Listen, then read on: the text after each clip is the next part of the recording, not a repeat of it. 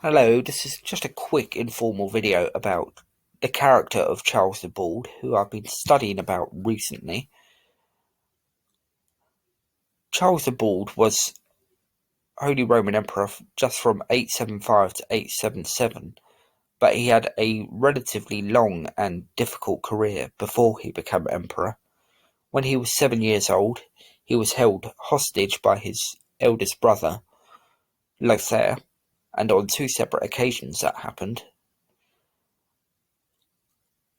It would have been perfectly reasonable to expect Charles to have grown up being quite resentful of Lothair, but that doesn't seem to have been the case, and he seems to have been quite a forgiving type. In 840, Charles the Bald became king of West Francia, but he still had to cling on to power because of the machinations of Lothair, which continued even now that Charles was nearly a full-grown man. But despite all the provocations of Lothair and his other brother Louis the German, who would give Charles tremendous problems after Lothair had died in 855, Charles remained level-headed and calm, and it was he that attempted to mediate between Lothair and Louis the German, who were clashing on quite a serious level. And even when Lothair turned his attentions towards taking Charles's territory, repeatedly Charles attempts to resort to diplomacy rather than arms, and it's only in 841 when Charles is pushed beyond all provocation and he has to resort to battle that he eventually clashes with Lothair at the Battle of Fontenoy alongside Louis the German. The violent battle that happened at Fontenoy, which is the bloodiest in the entire history of the Frankish kingdom, is entirely the fault of Lothair. Charles the Bald on numerous occasions attempted to stop that battle from happening. So as a young man, he was growing into a fine example of what a ruler should be: level-headed, calm, and trying to avoid war as much as possible. But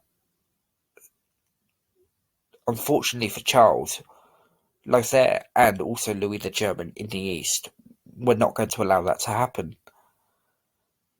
Eventually, in 843, the Treaty of Verdun was signed, which firmly established the territories that were held by Charles the Bald, Lothair, and Louis the German.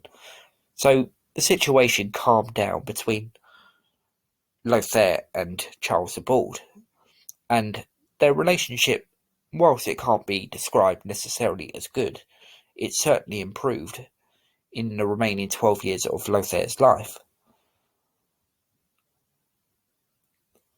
When Lothair died in 855, though, it then fell to Louis the German to be the protagonist, and their relationship for the next 2 decades was pretty much the same as Lothair's and Charles the Bald's had been, with repeated provocations. If Charles had his way, matters would have been much more stable for the Frankish kingdom. In 873, he went to have himself crowned Holy Roman Emperor, but Louis the German was desperate to avoid this, and so desperate was Louis the German to avoid Charles being crowned, he sent 3 forces led by his sons to stop Charles from reaching Rome, and he was half successful in this because it took Charles nearly 2 years to have himself crowned, and having entered Italy in 873, he wasn't crowned emperor until Christmas Day 875. which is quite an extraordinary length of time.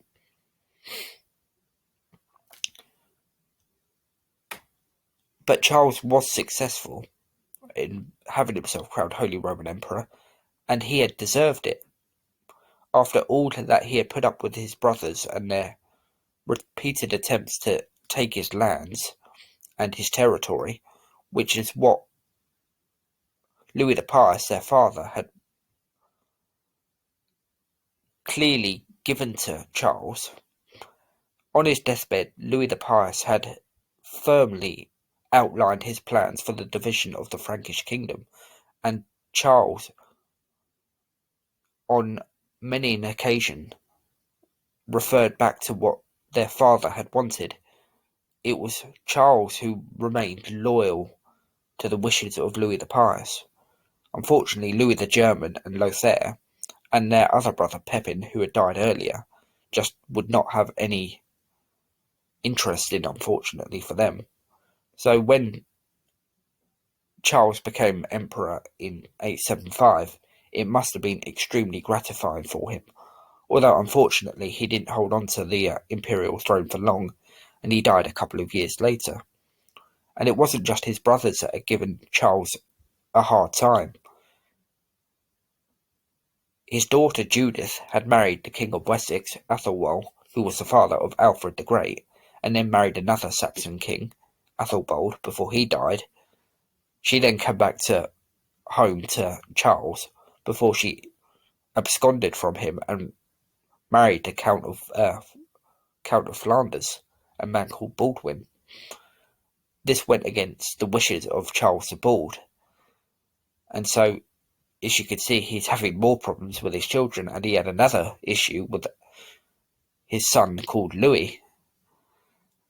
And Louis, who had been married in 856 to a nobleman's daughter, a nobleman who had given Charles problems, then started to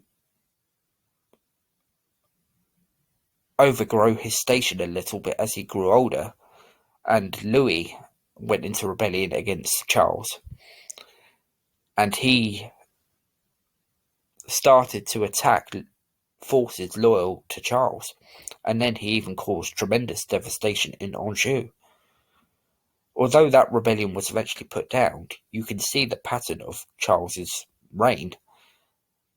There was absolutely no loyalty to him whatsoever. The only loyalty that had been shown in this particular period of European politics was the loyalty that Charles was showing to his father, or to his father's wishes, I should say.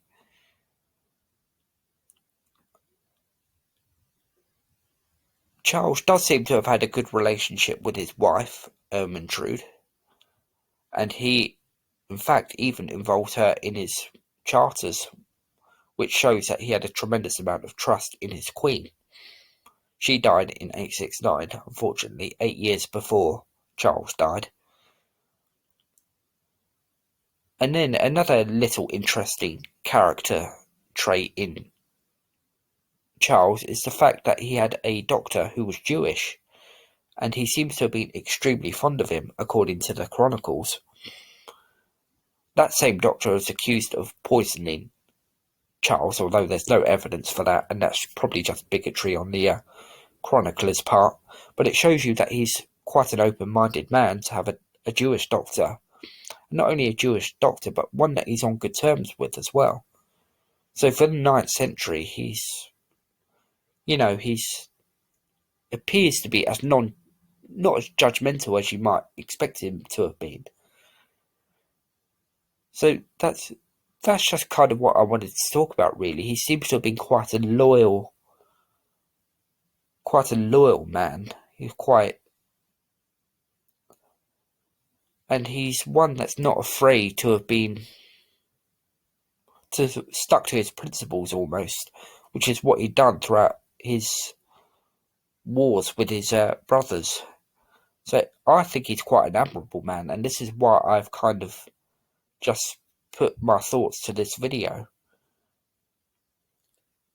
for a 9th century emperor to be so kind of principled, to be kind of resolute in how Charles was, and also to remain loyal and strong, but also to demonstrate great military strength as well.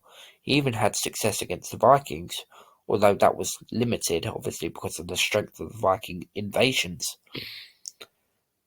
So he's an admirable emperor, and this does, and he kind of stands out, I think, as an emperor, because unfortunately there aren't that many Holy Roman emperors that are particularly admirable, but Charles the Bald certainly was.